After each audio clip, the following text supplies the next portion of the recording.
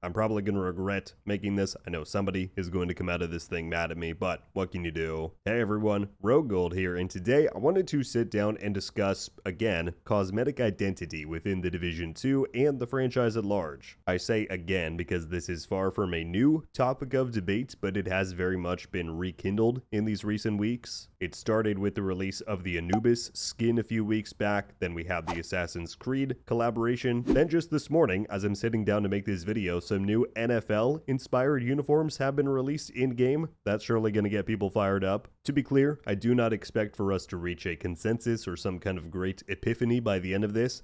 This is an incredibly complex and divisive issue among the community, but I think it's because of that split and the passion behind each side's beliefs that makes me find this so fascinating, so hopefully you'll hear me out as we sift through this. Before going any further, I have to take a moment to shout out and thank fellow creator Virtuals. He kindly took the time to send me a bunch of images and assets for this video from the Division 2 Chinese version, which will become important later in the video. He didn't have to do that, but he did anyway, so a big thank you. A link to his channel will be down in the description below. Highly recommend you go and check him out. Also, as we dive in, have to give a shout out and thank you to our channel members who make these videos possible. Your support is more appreciated than you know. Again, thank you. But yeah, let's get into this. So, a couple of things that I really want to make clear as we dig into this. To begin, this video is not aiming to tackle the price issue with cosmetics. Many players have gripes with the high and increasing costs of store cosmetics. To me, though, that is an entirely different debate for a different day. I did put out a nearly half-hour video on monetization last year. I recommend checking that out if you're interested. I'll have it linked down below. I'll just say, though, if you wonder why they continue to sell these bundles at such high prices, it's because people buy them. I've heard a whisper or two about some of the revenue from these things. It is mind-blowing. And I guess that sets the stage well for our discussion here. You know, usually if something is not working within a game, whatever it is, it'll be pivoted away from pretty quickly. But you're not seeing much change in the strategy or direction of cosmetics and microtransactions because it's working. The other preface, though, that I wanted to give is what we are discussing today is not the question of has the Division 2 deviated from its core visual identity and themes with these recent cosmetics,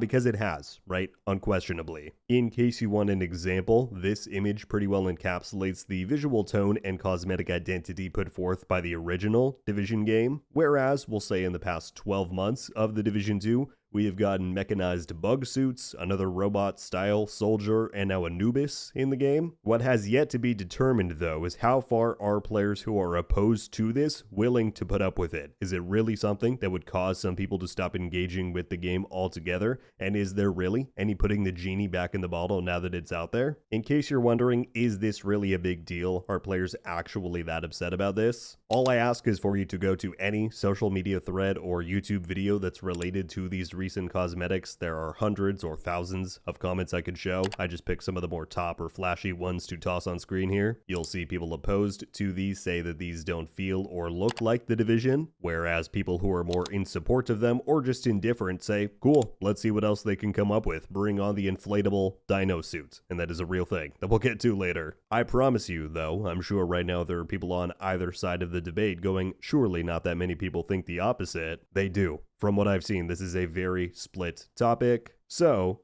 how did we get here?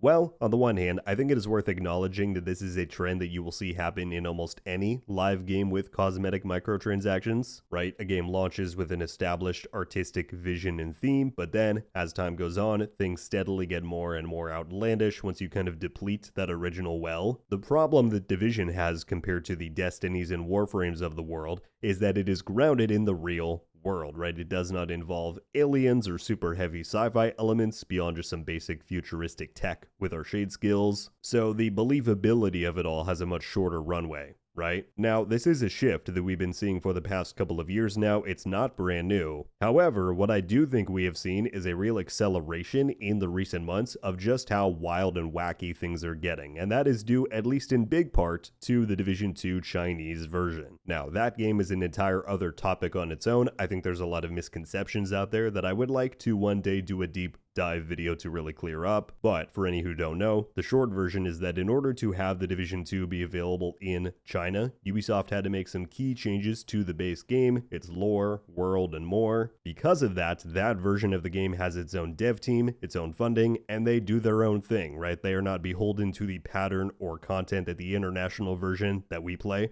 pursues or releases, so you'll often hear about them doing things very differently. One such area is with cosmetics, right? Because this has been reformatted specifically for the Chinese audience, from the jump, their cosmetics went way beyond what many of us would consider appropriate for the Division world and lore. Now, there are dozens and dozens of examples that we could look at, but this includes some very bright and stylized designs like seen here. They recently put out a tech suit with a backpack that has wings on it, and you can perform a specific emote, which lets you fly with them. And then, probably most infamous of all, pretty early on in the game's lifecycle, they put out a set of inflatable dinosaur suits. And for many, this is like the prime example that they point to as for stuff that is crossing the line of believability. But the reason I bring this all up, because again, China has their own version, they do their own thing. Well, what we've seen in the recent months is the international version taking more and more and more sets that were made for China and porting them over to our own. And very often, these are the sets that I see the biggest uproar over. This is nowhere near an exhaustive list, but a few that came from China include the SHD prototype outfits that we recently had. The Anubis set was ported over, as well as the Wasp Warrior outfit that was from last season's stretch goals. And so, the way that things have been going, it's not impossible to imagine that they might really have the dino suit queued up and ready to hit the store a few weeks down the line. It seems like we get surprised each and every week. So, that is where we are at, but where do we go from here? There are a bunch of different angles to consider, I think. For one, you've got some people out there who I think recognize the tone shift that has happened, but then at the same time figure, well, the cat's out of the bag, there's no going back, so they might as well keep pushing forward. And while I can understand where that point of view comes from, I don't really agree with the notion that once you realize you were headed down the wrong path, that it is impossible to turn around and go back. Now, to be clear, I'm not going to advocate that they go in and purge every immersion-breaking cosmetic that is currently in the game. That would not only be incredibly time consuming, but would also likely require mass refunds to the people who bought those items unless they want to risk a lawsuit. Headaches for everyone involved. No thanks. However, let's say starting today, the team said, alright, no more outlandish apparel moving forward. From here on out, we only release realistic, quote-unquote, stuff. It wouldn't fix the problem per se, as anyone with those older items could still freely equip or run around with them whenever they wanted, but as time goes on, let's say 2, 3, 4 seasons down the line, I think you would begin to see a gradual shift of players going back to wearing more in-universe fits as new stuff continues to get released. Now, do I think this would really happen? Most likely not, but I think it's worth bringing up. It does raise a good question though, and I've seen many in this debate cite the same thing. How exactly do you gauge what is appropriate for the Division? What is our identity? Some claim that it is purely militaristic. You've got to be wearing a bulletproof vest, a tactical helmet, some boots, or you're doing it wrong. I would push back on that claim pretty defiantly, personally, because what you have to remember is the Division is an organization with incredibly diverse backgrounds. Some agents are former military or police or other frontline services, whereas some were civilian and had regular day jobs before being activated. And so I've always thought that that puts us in a neat little bubble, as it means that it is completely plausible to see an agent running by in tactical gear, in jeans and a t-shirt, or even some more slightly stylized outfits. One example that I will always point to for when I think the team towed the line perfectly between believability but also leaning into the sillier or less serious side of things is with the Rabbit Season outfit that was released as part of 2025's Spring and Easter event, because instead of just saying here's a bunny suit for Easter, which I'll admit I've made jokes about over the years about wanting to see one since it was data mined in the Division 1's files, but what they did here was articulately integrated Easter and Rabbit themes into an otherwise in-universe tactical outfit. That said, this still will not make everybody happy. I've heard from plenty who don't like this one here, but I think this is a far more tasteful approach to these kinds of designs, and I really think that this should be the blueprint moving forward. Obviously, this kind of approach was not taken with recent editions like Anubis or Assassin's Creed, and it's when you see those fully cosplayed agents running around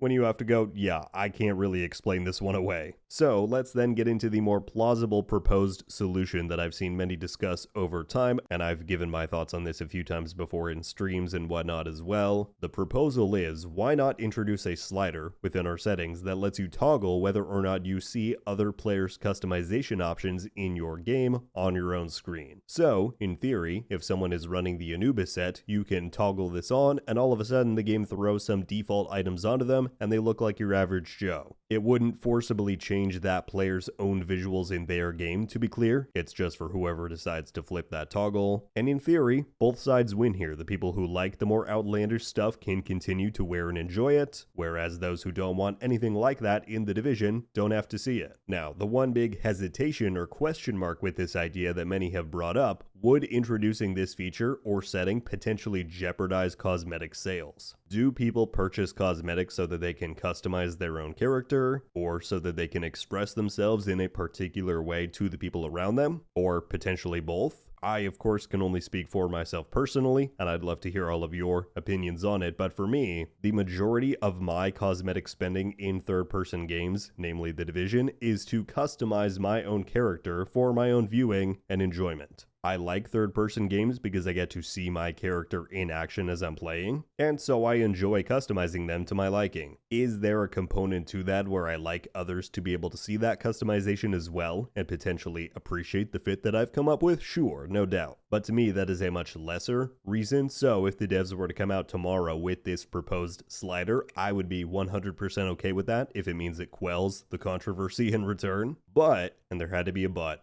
doing so would make us lose one specific element that would deeply sadden me, and that is achievement-based cosmetics. Now, this is a thing for me that goes back to my World of Warcraft days, and I'm sure that anyone who has played MMO-type games before may be able to relate, but a big thing in WoW was how you would see a player wearing some kind of wicked-looking helmet, or shoulder pads, or maybe they had a big glowing longsword, whatever it may be. That then causes you to inspect them, find out what it is, and see if you can go hunt down that same item. For me, that was the war glaives of Azeroth, right? One day I saw someone dual-wielding these awesome-looking green glaives, and I was like, wow, that's cool. So I looked up what they were, found out they came from the Black Temple raid, and for the next several months I would go to that raid each and every week and run it for the super slim chance to get the warglaives from the final boss, until one day I finally did. Now, I only ever got one out of the two glaives, but that was fine with me, right? I can now be the cool guy standing out in the capital city, holding a badass looking green glaive. And so, my point is, that entire adventure that I went on would never have happened if the game in some way prohibited me from seeing what other players had equipped to them. Now, I'll admit, those types of rewards and the rarity of them have much less prevalence in games like The Division 1 and 2. I wish there were more, but alas. However, I will say, back in The Division 1, if you don't think that I rocked that patch that you got for completing all 4 incursions flawlessly for months just to brag and show off to everyone my accomplishment, oh boy did I. And so, whether it was that or the tiered masks that you got for scoring higher in global events before they changed that system, it would be a shame, in my opinion, to prevent the opportunity to flex achievement-based apparel. So, potential addendum to the previously pitched idea, what if there was a setting introduced that allowed you to block visibility of any store-bought cosmetic items on other players? Now, I'm not going to say that this would be a perfect solution, as I don't have a list in front of me of all of the free apparel that has been released over the years, but I think that the majority of the time, the earnable in-game items tend to be much more within the realm of realism and believability compared to much of what we see in the in-game store, and automatically you would filter out a bunch of the sets that people take the most issue with, right? Anubis, the new football uniforms, mechanized bug warriors, all of those. So, again, I don't know if doing something like that would potentially jeopardize cosmetic sales, which is one of the driving revenue sources for The Division 2 in this day and age, and how they fund future content development, but I think it is worth considering at the very least on the devs' end. And if they can't do it, for whatever reason, then maybe it's worth sitting down and having an honest chat about it with the community, as clearly this is a topic in discussion that is not going to quiet down if we keep going on the course that we are.